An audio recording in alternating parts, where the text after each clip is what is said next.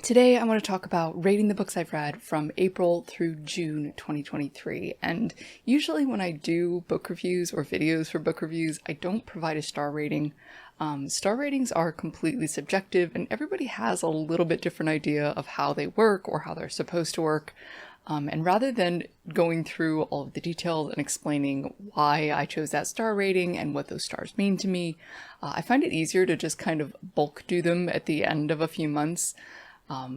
Because I don't feel like explaining it every single time. So let's go over how I rate books using star ratings.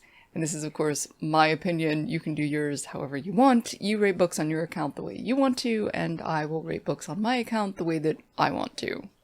So if I rate a book a 1 star, I hated it. I could find very little redeeming qualities in the book. I am probably actively recommending against people reading it.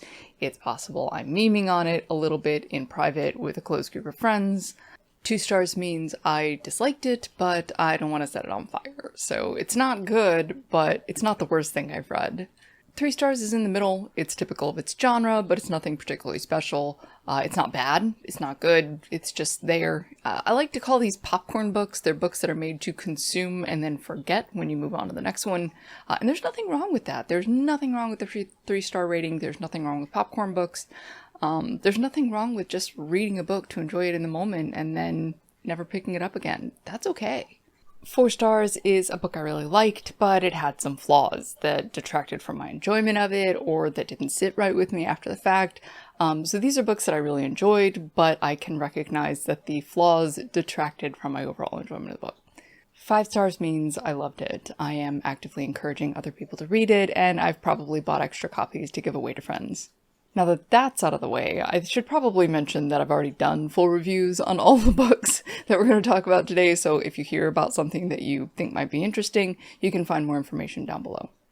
Before we get going too much further, please take a minute to like the video and subscribe to the channel. It really does help me out, and I know it seems like a little thing, but when your channel's small like mine, 1 or 2 people liking a video or subscribing makes a big difference, so thanks for taking the time to do it. First on today's list is Once Burned and its sequel Twice Tempted. These are paranormal romance books about a carny with electric hands and psychic powers who falls in love with the centuries-old vampire Vlad the Impaler, and it is absolutely as ridiculous as it sounds, but it's kind of fun in a over-dramatic, over-the-top sort of way, but that's kind of what you expect when you read a book like this. They have a decently high Steam content, at least as far as my personal tastes are concerned, and I didn't hate them. I thought that they were pretty much what you're expecting when you're going into a book like this. They were fun enough to read, they were easy to get through, popcorn book sort of thing. I thought they were representative of their genre. They weren't the most amazing representation I've ever read, but they weren't bad, so I'm going to give these 2 a 3-star. Next, I read Boom Boom Boom by Ian Kirkpatrick, and for those of you who don't know, Ian Kirkpatrick is also known on YouTube as Kirkpaticake. We are friendly, but I try to be subjective when I'm reviewing books, even if they're written by people that I genuinely like and get along with really well. Boom Boom Boom is a satire about a Ukrainian at-home chemist with an obsession for explosions, and he kind of posts these bombs that he makes, these home bombs that he blows up in a field, you know, just because he likes the colors and the shine and the vibration of it. He posts them to YouTube and he gets picked up by the CIA and winds up in America in Washington, D.C., and shenanigans ensue. So again, it is a satire. Unfortunately for Boom Boom Boom, it came out just shortly before the Russians invaded Ukraine, and because of that, I feel like a lot of people have sort of shied away from it in a way that they wouldn't have had it come out like 6 months earlier or a year earlier.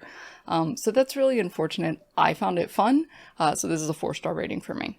Next, I read Verity, which I guess I would classify as a suspense with heavy erotic elements, which isn't normally what you expect when you read suspense novels, but that's pretty much what it is. It's about an author who gets tapped by her agent or by her publisher to finish a series that's written by another author, and that author had been in a terrible accident and could no longer finish the book. So she winds up going to this woman's home and sort of digging through her notes and researching her stuff and staying with her family for a few days. And while she's there, she finds a manuscript that kind of outlines, or maybe it's a memoir, that sort of outlines Verity's life and her perception on her life and the things that have happened to her and some of the things that she's done. And she winds up being this really awful person. And the author's sort of wrestling with whether or not to tell her family, and then weird stuff starts happening around the house. And you sort of start to question, like, what's real and what's not, and what's really going on in this house. So it ends on a cliffhanger. A lot of people really didn't like that. I personally thought it worked really well for the book. So this, for me, is going to be a 4-star. After that, I read Murder House by James Patterson, which is a pretty typical big city cop finds herself, in a small town investigating a murder. This book took all the dramatic elements of a TV cop series and turned them up to 11. While I did find the suspense gripping or engaging, and it did keep me guessing, the characters were unconvincing, and the cop procedural elements, it's a cop book, the cop stuff should be right, they just weren't believable. A lot of the stuff that was happening, you kind of looked at and go, well, that's not how that works. And that broke the book for me. It pulled me out of the story. It was very distracting. Murder House was not great. I can't even say it was good. It was representative of its genre, but it was not a good representation of its genre, so this one was a 2-star read for me. Next, I want to talk about The Tattooist of Auschwitz, and I'm not sure that a heartwarming love story is what I expected when this book was handed to me, but that's what it is. It's about a young man who finds himself in a terrible situation, and one of the ways that he gets through that is by falling in love with this woman who he meets because he's forced to tattoo her number on her arm. It's difficult to rate a book like this when we're talking about real-life events that happen to real people, but somehow this book manages to be uplifting because it's not focused on the horror. It's focused on the tenacity of the human spirit, and I thought that that was really special. So this was a 4-star read for me. Towards the end of my vacation in May, I read That Night by Chevy Stevens, which is about a girl named Toni. She was wrongfully accused and convicted of murdering her sister at the age of 18 and then spent the next 17 years in prison. So when she gets out, she has to try to make a life for herself, but things from her past and the night that her sister was killed keep coming up and are basically getting in the way of her finding any semblance of happiness. It was an interesting approach to a suspense novel. They told you right up front who done it, and then you spend the rest of the book trying to figure out how and why. Overall, I found the characters realistic and believable, and I really appreciated that the book didn't shy away from the damages that wrongful incarceration can have on a person. So for me, this was a 4-star read. Finally, I want to talk about Bringer of Light, which is an indie published book. It is labeled as a new scientific romance, but if I were going to classify it, I would probably call it more soft sci-fi with some political elements. It's kind of Jules Verne meets H.G. Wells meets Ayn Rand, although, as I said in the original book review, the author of Bringer of Light is a far better storyteller than Ayn Rand. It's a really ambitious story. It spans hundreds of years from the golden age of sailing into the far future of humanity, and it's kind of investigating what it means to be human and what it means to be creative and what it means to think critically, and how AI plays into that, and what some of the dangers of handing over some of our decision-making processes to AI might be. It's just a really neat investigation of the human spirit and sort of how we define ourselves versus the impact we actually have on the world and what is meaningful in that interaction. Now, that doesn't mean that this book is flawless. I thought that some of the decisions that the character made or the way that he felt was not really relayed. I didn't think it was clearly communicated, but the way that it made me feel while I was reading it and the rush of feelings that I got at the end when I closed the last page, to me, bumps it right up to a 5-star. I cannot tell you how much I enjoyed this book.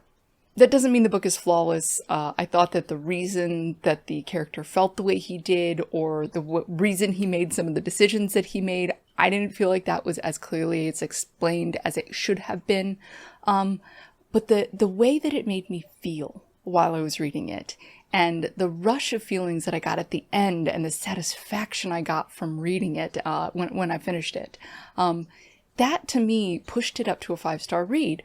It's got some spelling errors. I don't care. It's got some character flaws.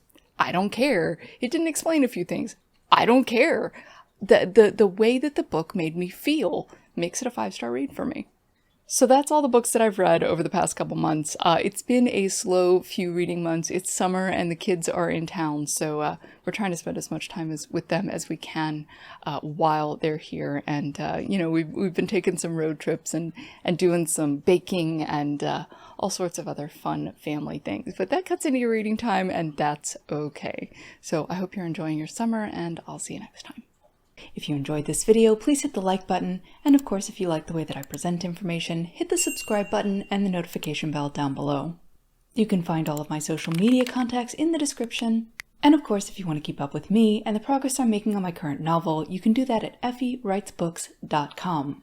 Thank you so much for watching, have an excellent day, and I'll see you next time.